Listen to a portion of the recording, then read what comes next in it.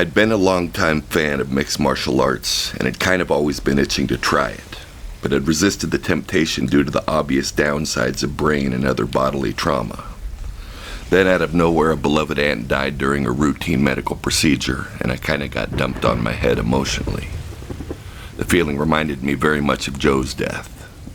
She had been one of these people that are super full of life, super wild and zany, the kind of person you can't not have a good time around.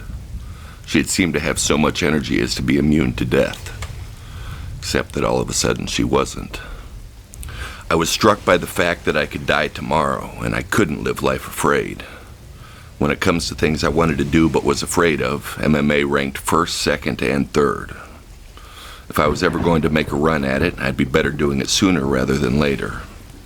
I had a lyric that went, "It's been now or never for what seems like forever. It's a mystery how I still believe in now."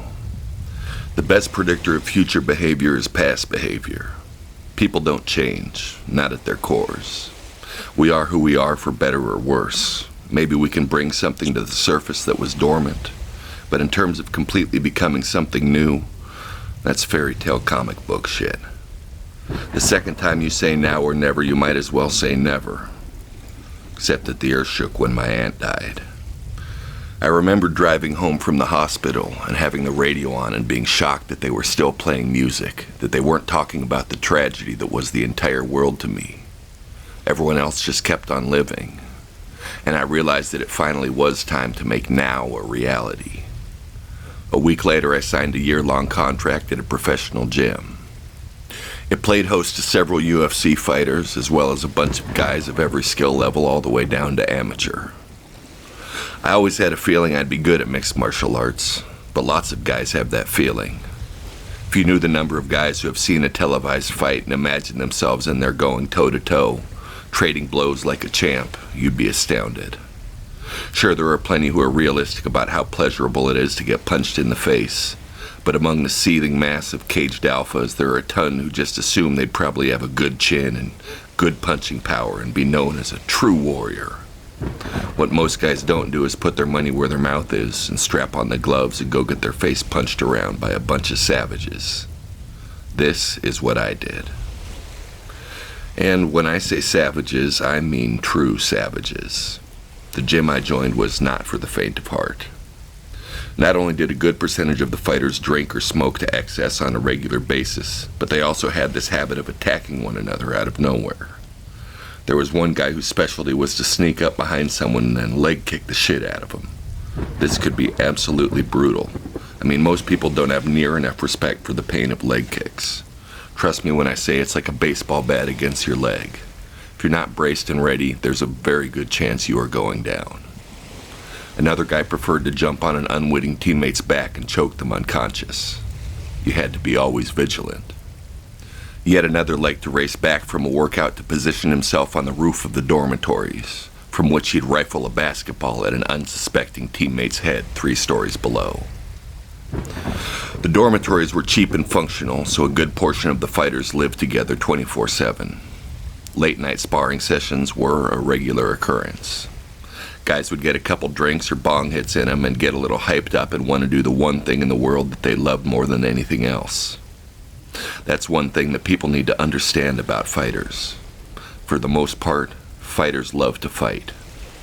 It is true that different fighters have different motivations, though. Some are just dogs who love the actual fight in itself and do anything for that rush.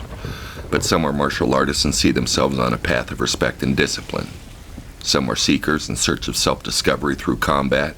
Some people are athletes who just love to compete and see fighting as the pinnacle of competition. Some simply love being able to walk through the world with the ultimate alpha identity of fighter.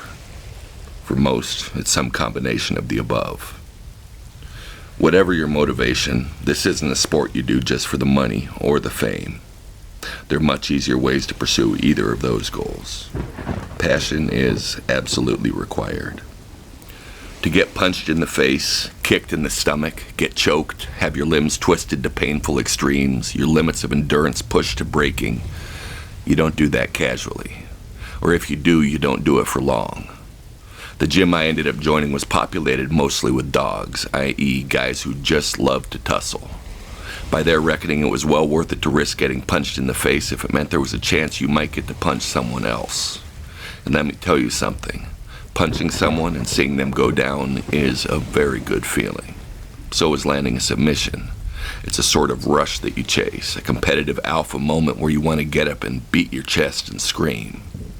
I'm sure there are pacifists out there rolling their eyes, but trust me, down somewhere deep in your lizard brain, you would feel the same way.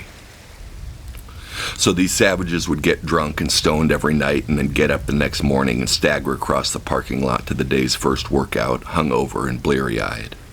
It was a sort of badge of honor if you could rage at night and still perform on the mats the next day.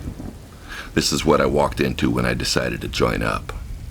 I had picked the gym because it was near my parents' home and I could try it out for a bit before committing to it full-time and moving into the dormitories. I was a month sober at the time and had intended to stay that way. Needless to say, that didn't last. Since I was on a sober streak and had been working out pretty regularly, I was actually in decent shape when I showed up. I also had a head start coming in because I'd been a successful high school lacrosse player, and there was a lot of crossover between the two sports, believe it or not.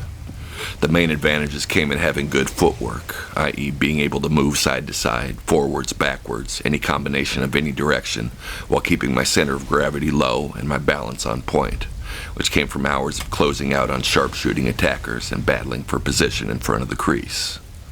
A good back pivot is just as effective in a striking exchange as it is in a defensive stance. The other clear advantage I had was that I was fairly ambidextrous for my several years working on throwing checks left-handed. Due to my head start and footwork and my developed left hand, I was soon drilling combinations with the pros, snapping out multiple jabs and jab hook combos. I started asking the coach to let me spar, but he insisted that I wasn't ready. I knew that I was going to plateau quickly if I wasn't allowed to use my weapons against anyone, since timing and distance were so important, and the only way to learn those things was to spar. The coach wouldn't let me, though. He didn't like me, and I think I know why.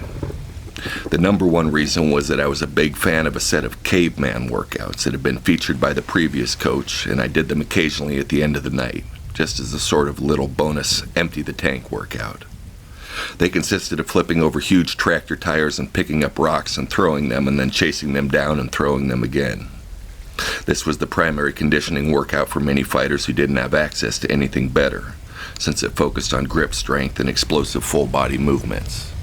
It may not sound like much fun to you, but there was something about the aesthetic of that workout that just appealed to me. The grittiness, the low-techness. It was probably telling that when I got high at night I wasn't inclined to go spar, but instead to flip tires. I didn't really have that dog in me, didn't love to fight. My primary motivation out there was to test myself, but the new coach, let's call him Andre, somehow felt that by doing this old workout I was insulting him in his fancy new workout. Like just because I wanted a little variety, I was dissing him.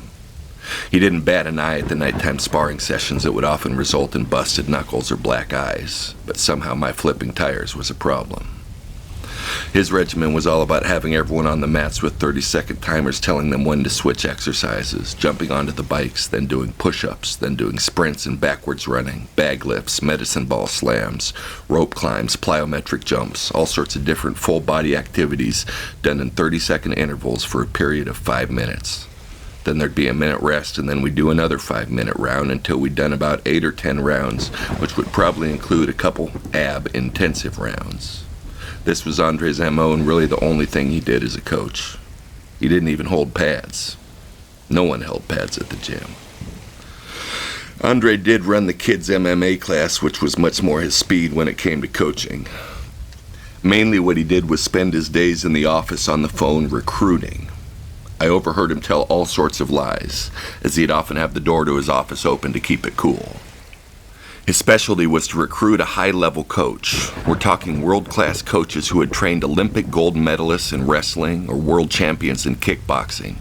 And he'd tell that coach there was a fat check waiting for him if he'd switch to our gym. If the coach took the bait and uprooted his life to move to our area, he would find that there was no money for him. Andre's plan was to lure them in, then tell them that something unexpected had come up so they couldn't be paid, but they could have a percentage of fighter purses instead if they still signed on. This was sort of like asking Bill Gates or Elon Musk to come work at your startup in exchange for stock options. Sure, there's a chance the fighters might turn into stars and make their coaches rich, but that's not too likely. In the 10 months that I was there, we had 2 different wrestling coaches and 3 different kickboxing coaches, all of whom had the same story of disappearing funds. All the same, this guy was the coach, and unless I wanted to find another gym, which would mean breaking a contract, I was stuck with him. I think there must have been something about me that just rubbed him the wrong way, something in my personality or mannerisms or whatever. There was just no reason for him to dislike me as much as he did. Oh well. I could have tolerated this, except that Andre got to decide whether or not I got to spar, and he said no. Then one night, out of nowhere, an old teammate showed up and everyone decided to rage. I had only recently moved into the dormitories and still didn't feel like I was completely part of the team yet, so I figured I had to get my party on as well, get to know everyone and everything. What I hadn't expected or known about was that occasionally the carousing would go all night. The dormitories were housed in an old army barracks as the gym was located on a defunct base. This meant no neighbors, which meant no noise complaints. There were hallway boxing matches, trash can bowling, lots of broken bottles, endless blunts, and even a gravity bong rigged up. No one slept. No one except the coach's pets, that is. You see, the coach had brought a few of his protégés with him from Brazil, and they had no interest in fitting in with the rest of the guys. They were sort of a team unto themselves. One of them must have called the coach and made a complaint. The next morning was kickboxing class, not conditioning, so Andre shouldn't have been involved at all. But instead of him being at home in bed, he was up and knocking on our doors, making sure that everyone was there for the class. Today, we would be sparring in class. This was highly unusual. Not only did he not normally have anything to do with the kickboxing classes, but we never sparred in the classes. Apparently today was the day, though. I got paired up with one of the Brazilians who'd had a full night's rest. He was about my size and was in much better shape than me since he was a professional jiu-jitsu instructor and competitor. I felt like shit, but there was no way I was going to bitch out, even if I was hungover as all hell. I'd been keeping a relatively tight lid on the partying up to that point, but had gotten super fucked up and felt incredibly faded in the morning light. Still, I went ahead and got into a good little scrap with this guy.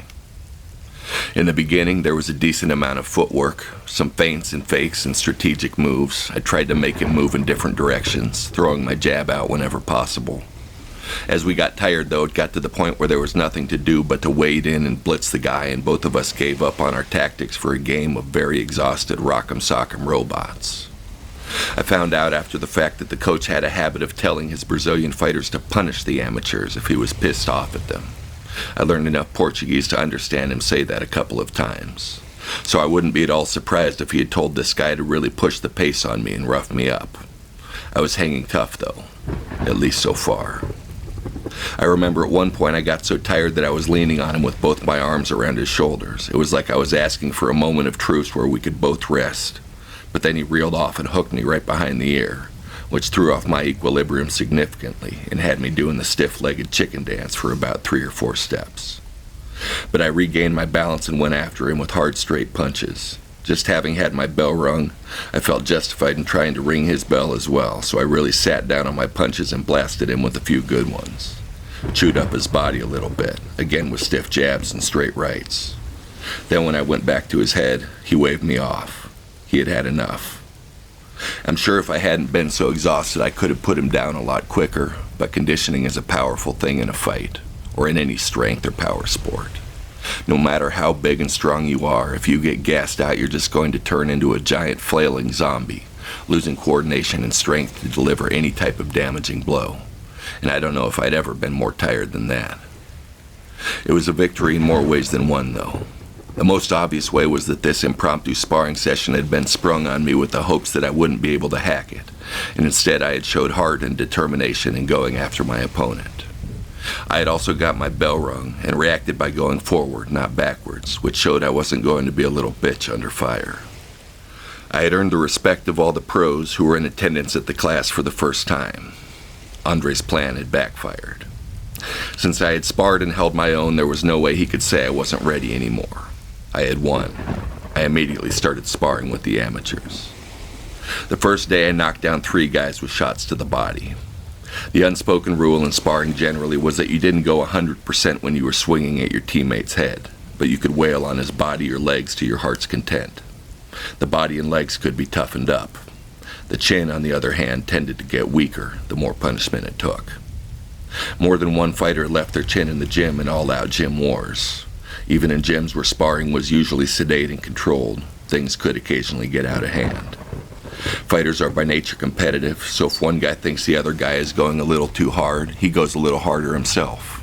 The first guy invariably notices and ups the ante again, and so on and so forth until someone ends up concussed and has to pull out of an actual fight.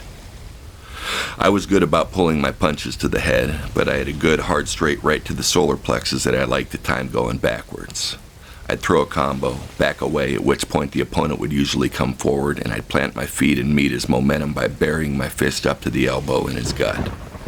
After that first day, the coach moved me up to sparring with the pros. Here, things were very much a different story.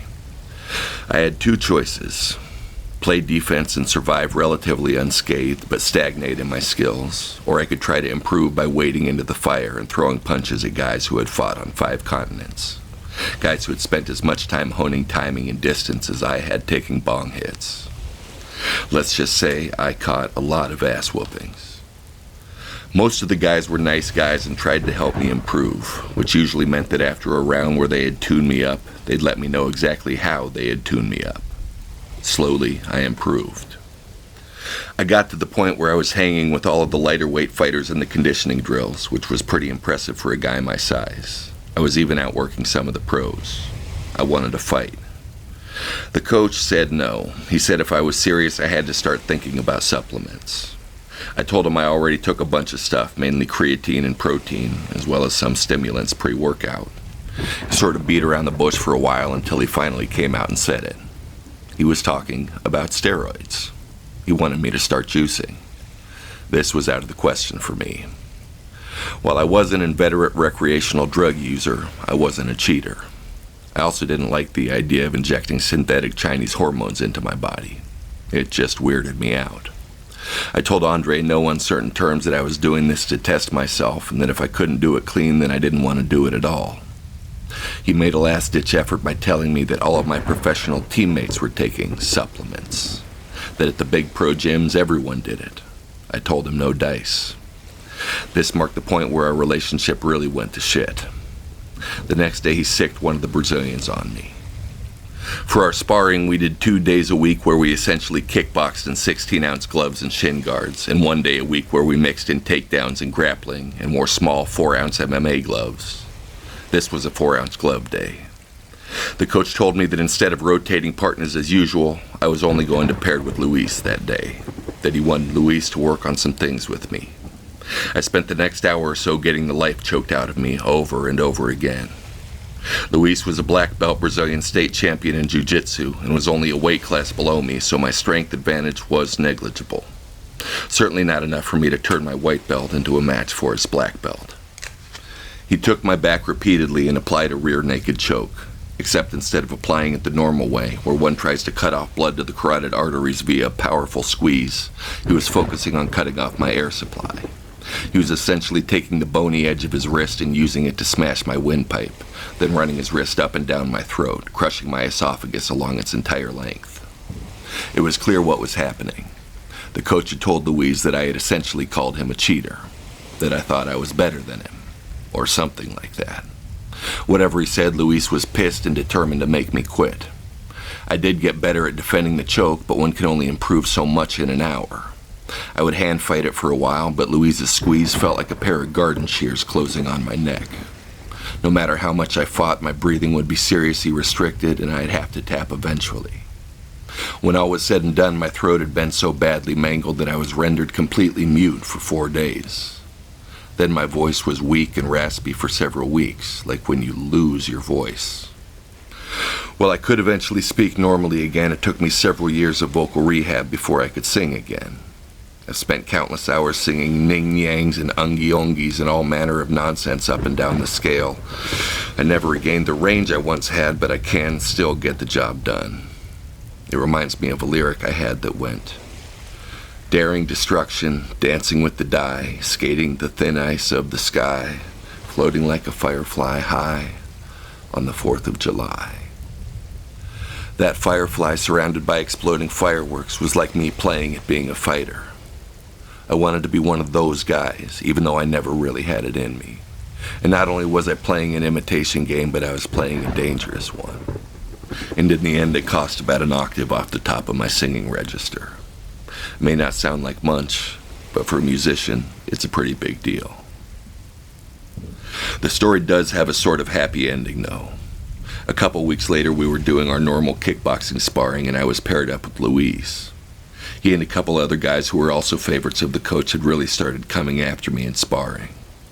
The thing was that while Luis was 1,000,000 times better than me on the ground, he was only a year or so ahead of me in striking. With my baptism by fire into the world of head movement and defensive footwork, I had developed quickly, and I could more or less hold my own with him standing, being bigger and stronger. So on this particular day, he was coming after me like a wild man, throwing these big looping hooks and overhands. I did what I always did in these situations. I backed up, and then set my feet and sat down on a hard right cross to the solar plexus.